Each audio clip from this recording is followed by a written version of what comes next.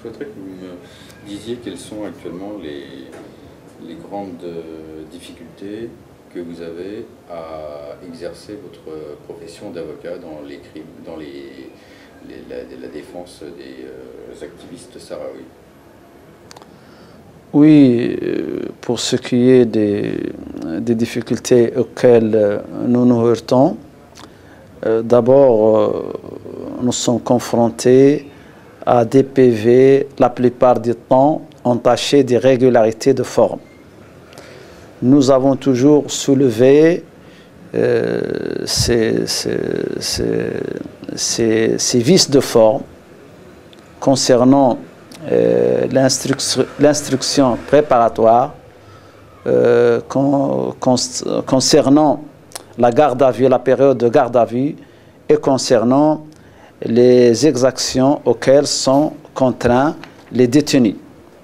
Nous avons toujours soulevé ces vices de forme et nous avons toujours soulevé le problème de la nullité de ces PV. Mais la plupart du temps, la Cour refuse ces défenses de forme et constate que les PV ont été rédigés en bonne et due forme. Et la plupart, mais nous avons constaté dernièrement qu'il y a, si vous voulez, des crimes dont les peines vont de 10 à 20 ans et qu'il y a une adaptation par le tribunal pour dire qu'il n'y a pas de crime, mais qu'il y a des délits qui ont été commis, que le tribunal est convaincu qu'il y a des délits qui ont été commis par ces activistes de droits de l'homme, à savoir, par exemple, l'outrage aux agents publics, etc., ou la participation à des manifestations illégales, non autorisées, et que la plupart de ces détenus ont été condamnés à des peines qui vont de 2 à 3 ans ces derniers temps.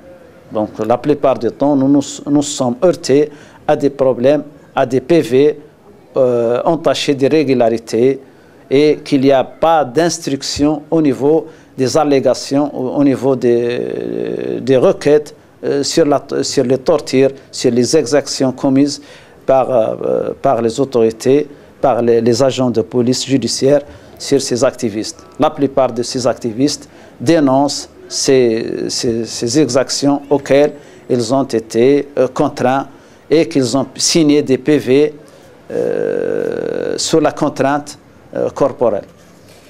Quelles sont les principales violations en matière de droits de l'homme que vous constatez de manière récurrente?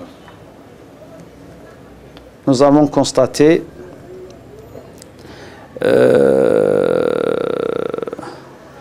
le dépassement de la période de la garde à vue, que la plupart des détenus disent étaient arrêtés à telle date, et dans les PV on trouve une autre date, pour ne pas dépasser la période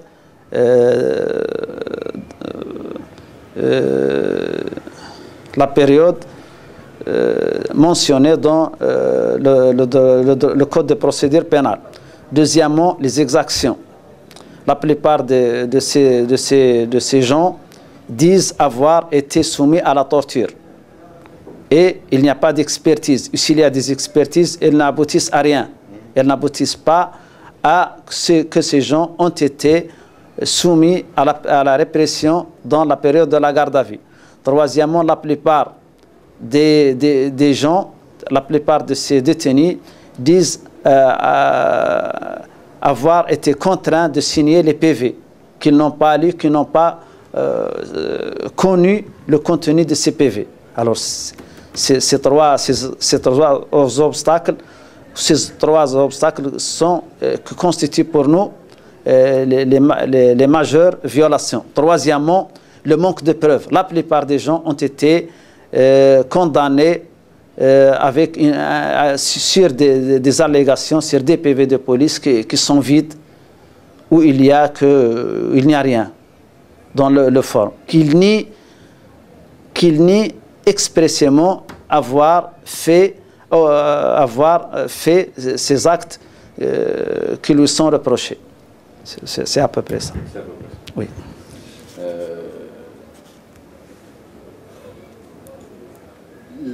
Dans les comptes rendus, dans les décisions qui sont rendues, qui, selon vous, rend la justice? C'est le ministre de l'Intérieur, c'est pas le juge. Le juge n'est qu'un instrument. Alors, qui c'est qui est responsable directement? Écoutez, pour ce... Au niveau de certaines régions, c'est le gouverneur, le wali?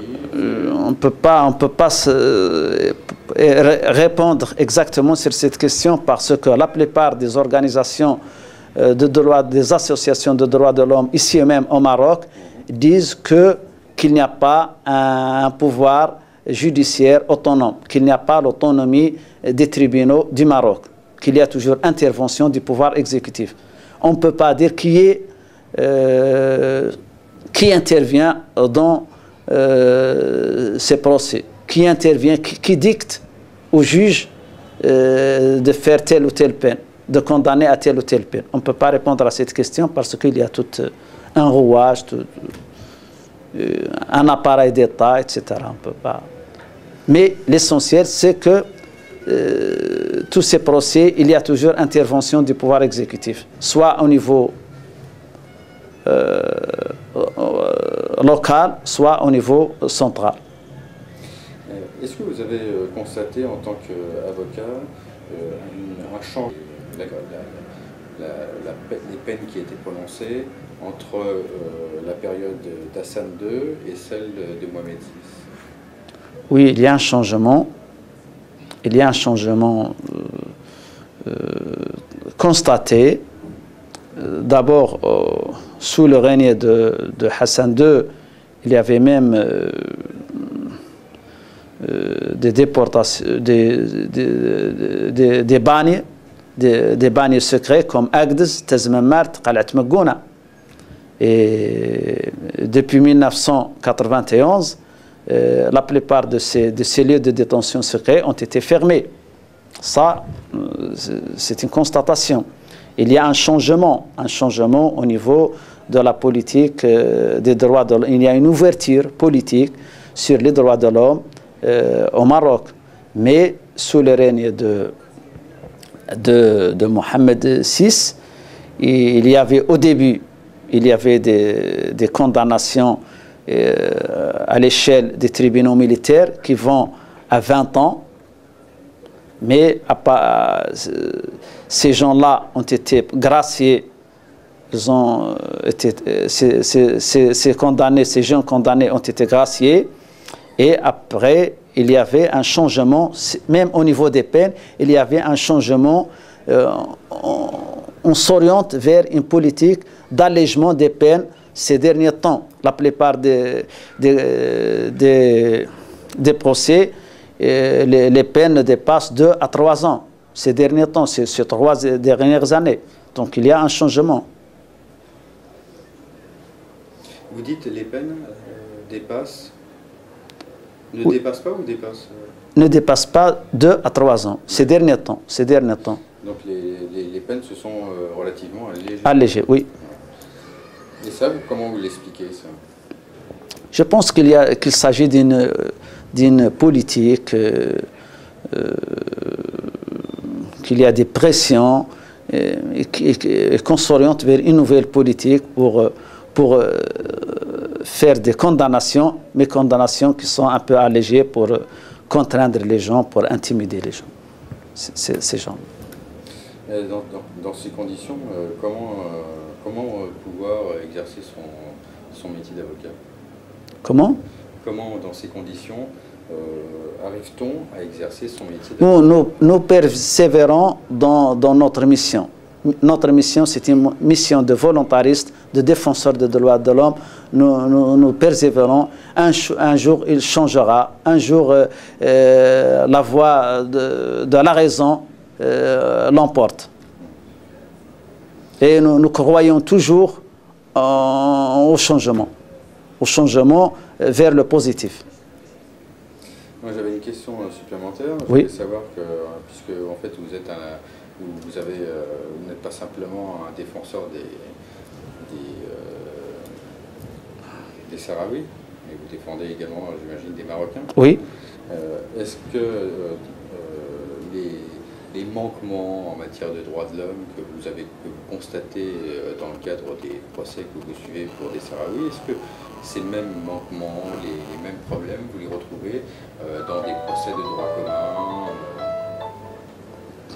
Oui. Est-ce qu'il y a également, là vous disiez que les procès-verbaux sont mal rédigés ou qui sont... Oui, cette constatation est générale. Soit au niveau des affaires de droit commun, soit au niveau des procès d'ordre politique. Il y a toujours intervention si vous voulez, la police judiciaire fait ce qu'elle veut dans ses PV, et la plupart du temps, les gens disent qu'ils sont innocents, qu'ils plaident leur innocence. Et l'instruction, la plupart des cas, il n'y a pas une instruction au sens vrai du terme. Et c'est à peu près, c'est toujours le même cas, soit au niveau de problèmes de stupéfiants, soit le problème des affaires de droit commun, soit des crimes de droit commun, soit des délits. Il y a toujours, les gens disent avoir subi une torture, avoir été contraints de signer les PV, etc.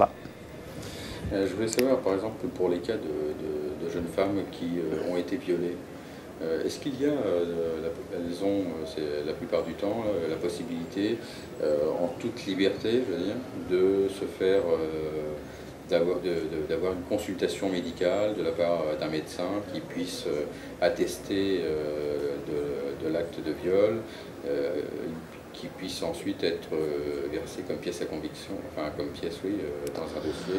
Comment ça se passe en général? Oui, la plupart du temps, on demande des expertises. Mais la plupart des cas, ces expertises n'aboutissent pas à grand-chose, n'aboutissent pas à une conviction. On peut constater que les médecins eux-mêmes sont sous une pression quelconque, qu'ils ne peuvent pas dire la vérité de ces viols s'il y a, ou même des exactions. Nous avons constaté ça, non pas au niveau des viols des femmes, mais au niveau des exactions commises quand il y a des gens qui portent des blessures ou des écorchures, et que le médecin dit qu'il ignore l'origine de ces écorchures et qu'il ne peut pas confirmer que ces écorchures ou ces blessures sont le fait d'un agent de l'autorité publique. Donc,